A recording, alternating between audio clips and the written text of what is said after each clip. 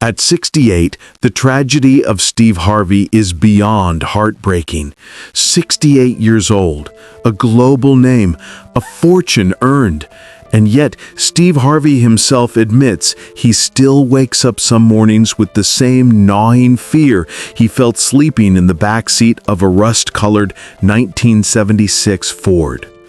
From the outside, it looks like the dream ending. Host of Family Feud across continents, a sprawling Atlanta estate, best-selling books, sold-out comedy tours. But Steve's own words tell a different story, one of scars that never completely heal. Decades earlier, he was the boy who stuttered through sentences in a Cleveland classroom, laughed at for daring to write, "I want to be on television." His teacher tore that paper in half, yet his father whispered, "Write it again. Put it on your wall. Read it every morning and night." That single command became his life's compass, but the road forward was paved with hunger and humiliation. For 3 endless years, he lived in that Ford, the trunk doubling as a refrigerator, gas station sinks as his bathroom. He once said, "You can do it for a week, but 3 years, it breaks you in ways you don't forget." Success finally came, first on the legendary Apollo stage, then as one of the kings of comedy, and later as a television icon. But each victory carried a hidden bill. 2 marriages collapsed under the weight of endless travel and late-night gigs. He missed birthdays, first steps, and quiet family dinners. Steve confessed, "I lost my first family chasing the dream." Then came the financial nightmare. After his second divorce, he discovered 7 years of unfiled taxes and a mountain of debt big enough to crush a career. "I thought I was finished," he admitted. Every check he earned for years went straight to the IRS. Behind the laughter on stage, there were nights of panic and calculations, wondering if prison awaited. And even as he rebuilt, through radio shows at dawn, books that became bestsellers, and the meteoric rise of Family Feud, new battles emerged. High blood pressure, sleep apnea, the endless pressure to stay relevant in a world that forgets yesterday's star. Steve dropped 30 pounds and follows a strict regimen, but the specter of frailty lingers. He often says, "I still think about $1,700, the tiny sum once left in his bank account. It isn't about money now, it's the reminder of how quickly security can vanish." Yet in this twilight chapter, there is light. Marjorie, the woman he once called his healing, steadies him. Their blended family of 7 surrounds the dinner table he treasures more than any trophy. But the truth is inescapable. Behind every joke and smile lies the memory of cold nights in that car and the unshakable fear of starting over. Picture a cramped Cleveland classroom in the late 1960s. Fluorescent lights buzz overhead, chalk dust hangs in the air. At the back of the room sits a wiry, brown-skinned boy with watchful eyes and a hesitant smile. His name is Broderick Stephen Harvey, Steve to his family, but to his classmates, he's simply that stuttering kid. It's career day assignment time. Every child must write 1 sentence about what they want to be when they grow up. The room is loud with ordinary dreams: doctor, firefighter, teacher. Steve grips his pencil tight. Letters are a battle. His stutter makes even thoughts feel heavy. But he scratches out his answer anyway. "I want to be on television." When the papers are collected, the teacher scans the room with a smirk. "Class," she says, holding up Steve's sheet, "listen to this." The other children giggle before she even reads it. "A TV star? Steve, be realistic. You barely speak without stumbling. You're poor. This is impossible." The laughter rolls through the room like a cruel wave. Steve drops his head. The paper, his dream, comes back to him, torn in half. That afternoon, his mother finds him quiet, shoulders slumped. His father, Jesse, a coal miner with calloused hands and a steady gaze, kneels to meet his son's eyes. "Show me that paper," Jesse says. Steve hesitates, then explains through broken words how the class laughed and the teacher scolded him. Jesse studies the torn sheet for a long moment. "Write it again," his father finally commands. "Why? They already said it's stupid," Steve whispers. "Write it again," Jesse repeats. "Put it on your wall. Read it every morning. Read it every night. Don't you let anyone else tell you who you are." That night, Steve tapes the paper above his bed. The pencil lines are shaky, but the words burn bright. "I want to be on television." He reads them like a prayer, even as classmates mock him the next day, even as the family struggles to pay bills on East 112th Street, where winters bite hard and opportunity feels miles away. The stutter doesn't disappear, the teasing doesn't stop, yet Jesse's words become armor. Steve begins to imagine the glow of studio lights, the warmth of an audience laughing with him, not at him. In his mind, he's no longer the boy who can't speak. He's a man commanding the room. But the world outside that bedroom is unkind. Poverty will tighten its grip. Failures will pile higher than hope. And a dream scribbled on a scrap of paper won't pay the rent or silence the doubts. Still, every morning before school, Steve whispers the sentence like a secret promise. "I want to be on television." How could a boy mocked for his voice, trapped by poverty, and dismissed by nearly everyone possibly find the courage to make that dream real? Cleveland, early 1980s.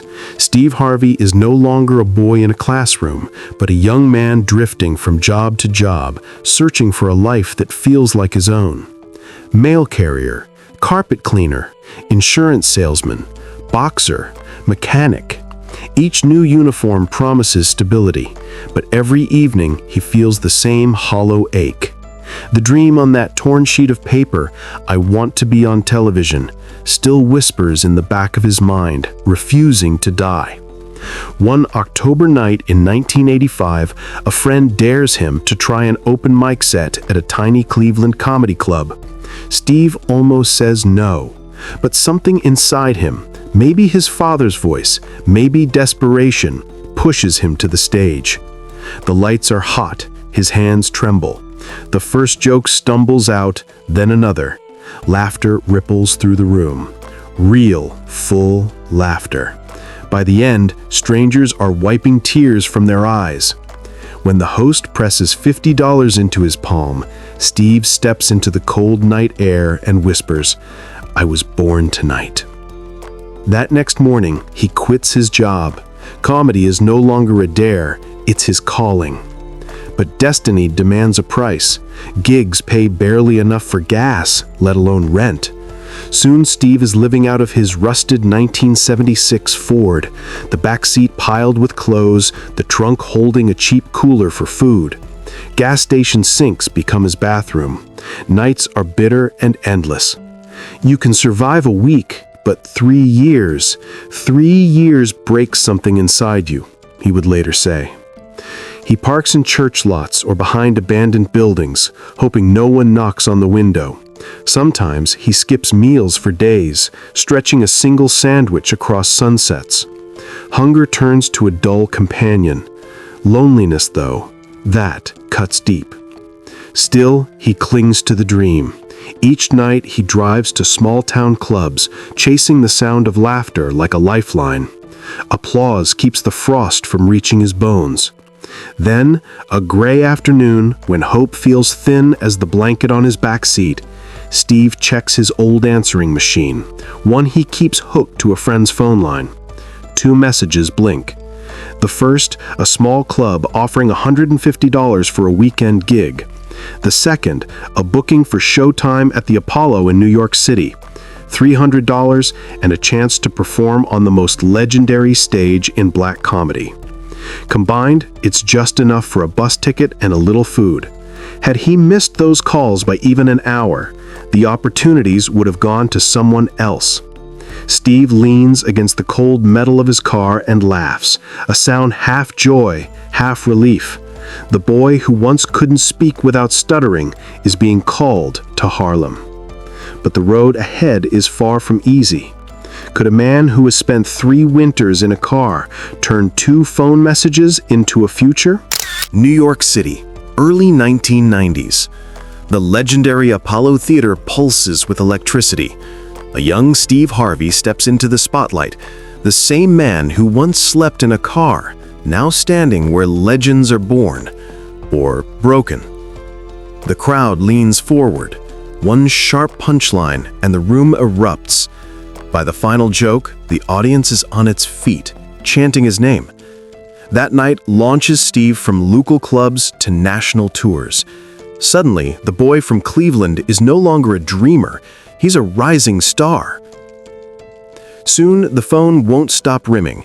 Television producers want him, comedy promoters fight for a date on his calendar. And then comes the tour that will define an era, the original Kings of Comedy, alongside D.L. Hughley, Cedric the Entertainer, and Bernie Mac. Night after night, arenas sell out. Cameras flash, paychecks soar. Steve's sharp suits and quicker wit become a trademark. But under the roar of laughter, another story unfolds. At home, distance grows. Steve's first marriage, already strained by years of low-paying gigs, buckles beneath the weight of constant travel. Missed birthdays blur together. School recitals pass without him. His young children learn to celebrate milestones with a phone call instead of a hug. When the marriage ends, guilt cuts deep, but the career machine doesn't stop. Producers demand more shows, more appearances, bigger audiences. Steve remarries, hoping for a fresh start, but fame is a relentless companion. Late-night flights, early morning radio, stand-up sets that stretch into the dawn. Love struggles to breathe in the thin air of his schedule.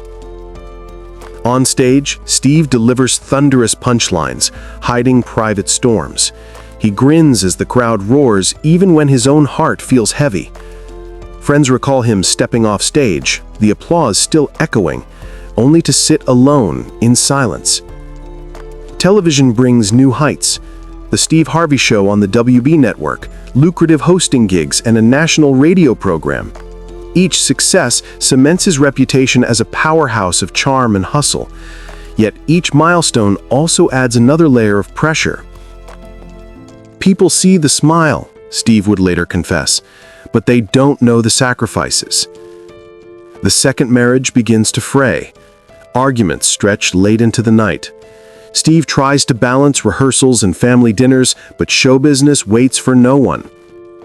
Another divorce follows, another wound carried behind a carefully crafted persona. The man who once fought for every laugh now fights to keep his family together and loses. He misses countless bedtime stories and first dances. There are photographs of birthdays he never attended, voices on answering machines that remind him of what fame has cost him. Still, every evening, he steps into the light, adjusting his tie, letting the world see only confidence and charisma. The laughter of thousands hides the quiet ache of a father who wonders what he traded for applause. The meteoric rise has made Steve Harvey a household name, but with each standing ovation comes a silent question. How much more will the spotlight demand before it finally feels like enough? The cameras loved his sharp suits and bigger-than-life laugh, but behind the tailored jackets, Steve Harvey was walking straight into a storm he never saw coming. It started with a phone call, an accountant's voice trembling on the other end. "Steve, there's a problem with your taxes." He thought it was a minor slip, maybe a few late filings. Instead, the numbers didn't just add up, they multiplied into something terrifying. Years of unfiled returns, millions owed, and a paper trail that could end him in handcuffs. He was America's comic king, the man who could make a room explode with laughter. But the IRS doesn't care about punchlines. They wanted every dollar plus penalties that stacked higher than his success. Overnight, the empire he'd built, TV shows, radio deals, stand-up tours, teetered on the edge. Steve could have folded. Many would have, but folding wasn't in his DNA. He knew if I quit, he admitted later, they'd bury me. So he went to war the only way he knew how, with work. He woke before dawn to host his radio show, voice booming through airwaves while his body ached for rest. By afternoon, he was pitching new TV projects. At night, he hit the road, city after city, mic in hand, chasing every check to chip away at a debt that felt endless. But it wasn't just the grind, it was the shame. To the world, he was still the laughing king. Privately, he lay awake wondering if prison was next, if the headlines would read, "Comedy star brought down by taxes." Friends offered quiet support. His wife Marjorie refused to let him drown in despair. She told him, "You've climbed harder hills, climb this one." Still, the numbers haunted him. Every dollar earned disappeared almost instantly to the government. Years blurred together, a carousel of early mornings and sleepless nights. He barely saw his children. Holidays were spent not around a tree, but around ledgers and payment schedules. Each check he wrote was both relief and a reminder of how far he had to go. Finally, after what felt like a lifetime, the mountain began to shrink. Payment by painful payment, he clawed his way back to zero. But the scars remained. "I lost more than money," Steve would confess later. "I lost time. Time with my family I'll never get back." The world only saw the man who kept smiling, who never missed a cue. They didn't see the nights he wondered if everything he'd built was about to vanish. And though he escaped prison, the battle left him changed forever. Because sometimes the cruelest punchline isn't a joke, it's the bill you never expected to pay.